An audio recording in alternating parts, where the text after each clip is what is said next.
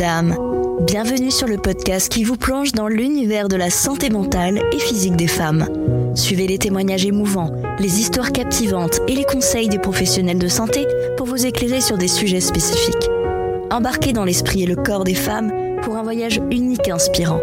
État d'âme, chaque femme est unique, mais certains parcours de santé s'entremêlent. Vous découvrirez tous les états d'âme, les émotions dont ces guerrières, ces combattantes, ces femmes exceptionnelles ont eu à affronter. Un podcast de Stéphanie Jarry.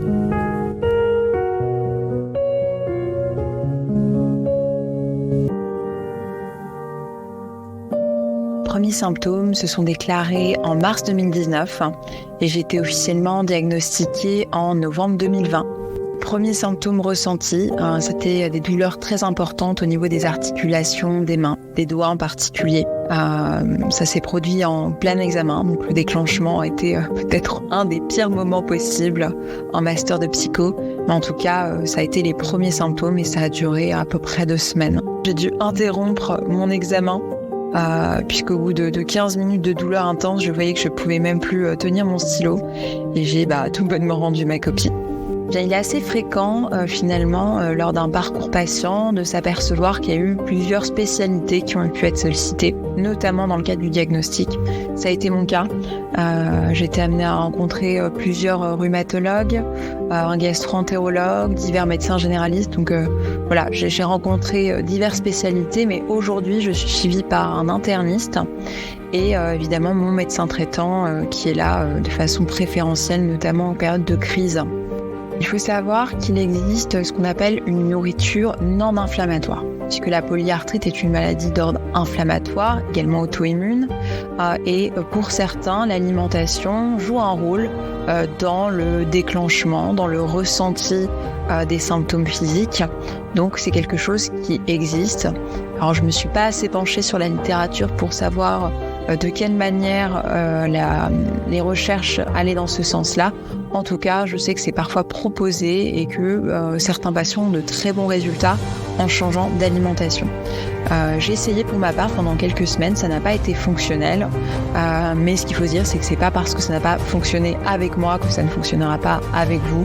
Donc si vous souffrez de polyarthrite rhumatoïde, ne pas hésiter à solliciter un professionnel de l'alimentation pour pouvoir en parler et mettre en place un programme. Au départ, il est un petit peu difficile d'être vigilant sur ces signaux parce que on découvre aussi notre corps avec l'arrivée des crises. Donc, il peut être difficile d'identifier dans les premiers mois des symptômes qui nous alertent par rapport à l'arrivée d'une crise. Au fur et à mesure des expériences, on peut remarquer des symptômes, mais ce n'est pas le cas pour tout le monde.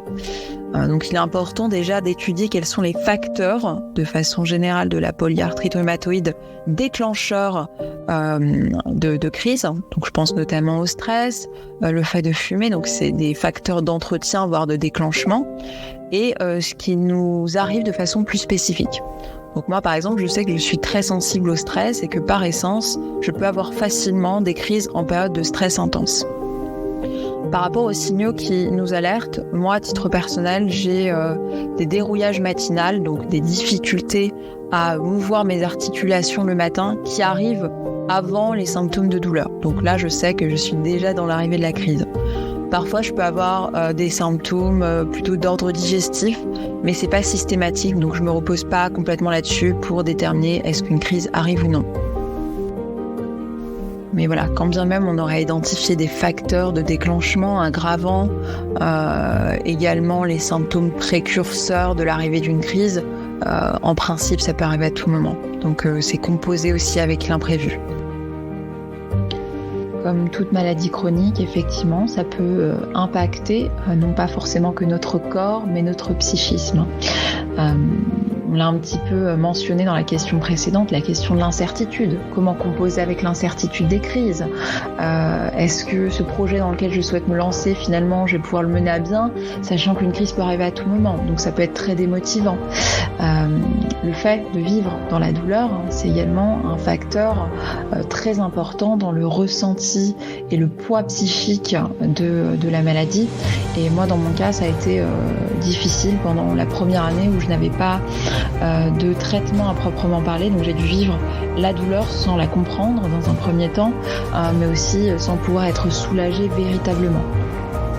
L'autre aspect qui joue, c'est le fait que socialement, ça puisse être plus compliqué, puisqu'on peut être amené à annuler au dernier moment une sortie parce qu'on n'a pas dormi cette nuit et qu'on n'est juste pas en forme et qu'on a juste trop mal pour pouvoir le faire. Donc ça peut peser aussi dans nos relations, d'autant que les personnes, bien que bienveillants, ne peuvent pas forcément comprendre ce qu'on traverse et parfois avoir des paroles maladroites ou nous demander de faire quelque chose qu'on n'est pas capable, en tout cas temporairement, de pouvoir faire. Et ça peut être effectivement difficile. Alors oui, effectivement, l'incertitude fait qu'on peut arriver à devoir annuler à la dernière minute des rendez-vous, que ce soit avec des amis, des proches de façon générale, notre famille.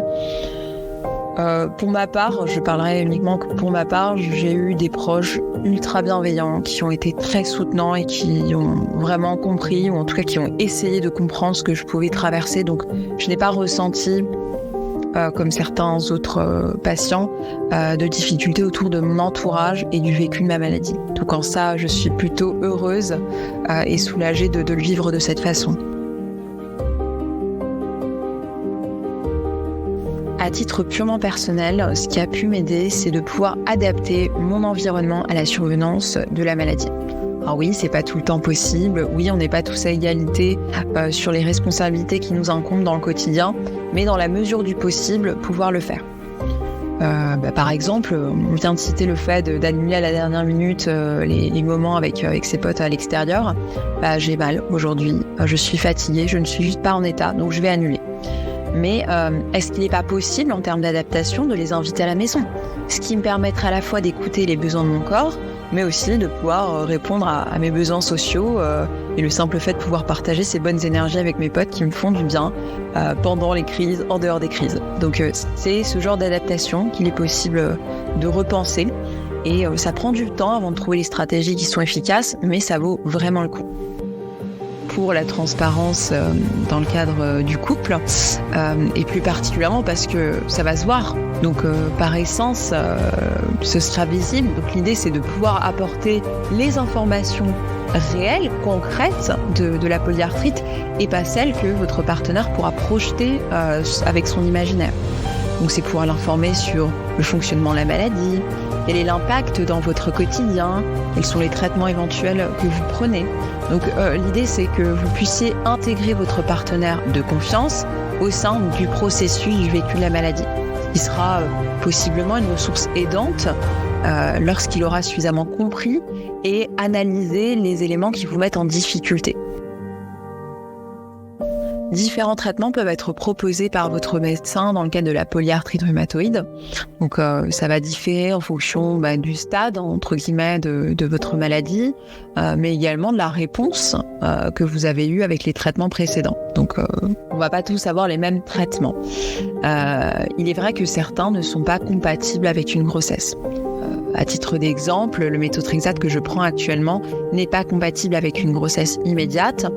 Dans le cas où j'aurai un désir d'enfant, il faudra que j'adapte mon traitement de fond et que j'arrête le méthotrexate pendant au moins plusieurs mois avant de pouvoir commencer ce projet de vie. Alors, je suis tentée de répondre oui et non à cette question. Puisqu'effectivement, dans le cadre de mon travail en institution en tant que psychologue, il est difficile, dans le cadre d'une relation patient, de pouvoir créer un lien de confiance, un lien thérapeutique efficace lorsque, par moment, je suis absente pendant des semaines. Donc, oui, effectivement, c'est ce qui a rendu difficile mon quotidien en tant que professionnel, bien que j'ai eu une hiérarchie super bienveillante. C'était vraiment en termes de mission, c'était pas compatible. Et c'est ce qui a motivé, en tout cas en partie, l'ouverture de mon cabinet. Donc aujourd'hui, je travaille à mi-temps en cabinet, puisqu'effectivement, ça me permet d'avoir la souplesse de la téléconsultation, la souplesse des horaires, et donc effectivement de pouvoir un peu mieux gérer mes moments de crise avec un environnement que je choisis autour de la polyarthrite. Donc voilà pourquoi je réponds un peu oui et non, parce que de façon mixte, j'ai pu l'adapter, mais effectivement, par le passé, ça a été un souci. Alors oui, complètement. J'ai même eu une fois le message d'un patient adorable via un collègue qui me souhaitait un bon rétablissement. Donc vraiment une bienveillance absolue. Mes collègues, je ne peux pas leur retirer leur soutien pendant ces moments-là. Donc À titre d'environnement professionnel, j'ai vraiment pas à me plaindre. J'estime avoir beaucoup de chance autour de ça. Pratiquer une activité physique régulière dans le cadre de la polyarthrite, puisque ça permet notamment le développement des tissus musculaires autour des zones articulaires et donc qui permet de les soulager partiellement. Donc évidemment, on n'aura pas du tout la même capacité lorsqu'on est en crise et lorsque l'on n'est pas. Donc l'idée, c'est lorsque l'on n'est pas de pouvoir se mouvoir le plus possible et lorsque l'on est en crise, d'avoir des choses beaucoup plus douces, beaucoup plus adaptées. Donc ça peut passer par le yoga d'une certaine façon, mais aussi la natation. La natation est quelque chose de très bénéfique dans le cas de la polyarthrite puisque ce n'est pas du tout ce qu'on appelle un sport choquant pour les articulations. Contrairement par exemple à la course à pied que je ne fais pas du tout parce que ça me fait très mal aux articulations.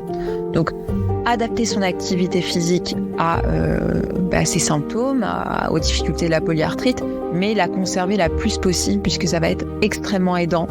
Je vous invite à en parler avec des personnes spécialisées dans le secteur du sport qui pourront vous parler bien plus que moi des bénéfices de l'activité physique autour de la polyarthrite, mais oui, sachez que c'est important et que ça m'a été rappelé par plusieurs acteurs de santé différents.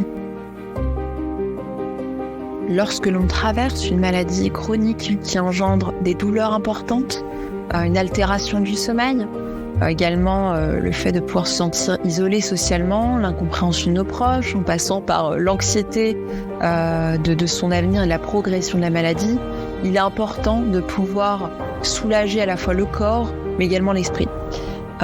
Moi, personnellement, le corps, je parviens partiellement à le soulager. Donc oui, il y a des alternatives médicamenteuses qu'on ne mentionnera pas parce que c'est spécifique à chaque patient. Mais ça passe aussi par des choses beaucoup plus douces. Donc ça peut être un bain chaud.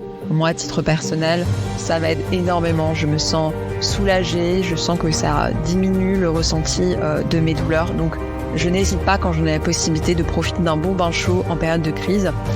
Le fait de pouvoir aussi s'évader, donc s'évader de la douleur, alors c'est pas tout le temps possible, on va se le dire, mais de pouvoir alléger ce poids psychique lié à la douleur.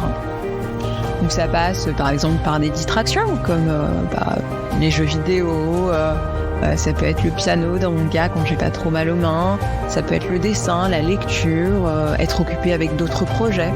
Donc c'est le fait de pouvoir occuper son esprit pour ne pas laisser un espace incommensurable à la douleur, en tout cas autant que possible. C'est à vous d'investir des activités différentes pour pouvoir voir ce qui fonctionne pour vous, parce que ce qui va marcher pour vous doit fonctionner pour l'autre. Je sais que le dessin ne passionne pas tout le monde, moi ça m'aide, ça n'aidera pas tout le monde. Donc c'est créer cet espace d'activité qui nous appartient et qui nous fait du bien. Ça prend du temps, des mois, voire des années avant de trouver entre guillemets la stratégie qui nous correspond. Eh bien écoutez, j'espère que ce témoignage aura pu être utile à beaucoup d'entre vous à travers les idées que j'ai pu vous transmettre, les éléments liés à mon expérience et peut-être certaines formes de conseils. Voilà, c'était un petit peu l'objet de ma présence ici. Et puis potentiellement toucher les proches des personnes qui souffrent de polyarthrite pour les sensibiliser sur le quotidien, qui est le mien certes, mais qui peut ressembler à ceux de leurs proches. Le dernier conseil que je donnerais, il faut entendre que recevoir un diagnostic de maladie chronique peut être bouleversant, à des échelles différentes selon les individus, mais il peut l'être pour vous. Si c'est votre cas, parce que vous venez de recevoir ce diagnostic, que vous vous posez beaucoup de questions, ou simplement parce que vous remarquez que ça a un impact assez important sur la qualité de votre vie, que ça peut faire naître des anxiétés, des insomnies, je vous invite à consulter un professionnel de santé mentale et ne pas hésiter à être accompagné. Ne pas hésiter à ne pas vivre seul et d'ajouter de la souffrance à la souffrance. Donc c'est un peu le dernier conseil que je donnerais, de par mon métier certes, mais un conseil aussi en tant que patiente, et j'espère que ça vous aidera le plus possible. Merci beaucoup à toi Stéphanie pour tout ton temps, ta patience et ta bienveillance autour de cette interview. Je te remercie de m'avoir permis de pouvoir en parler et j'espère que ça aura été utile non seulement à toi mais également à ton auditoire.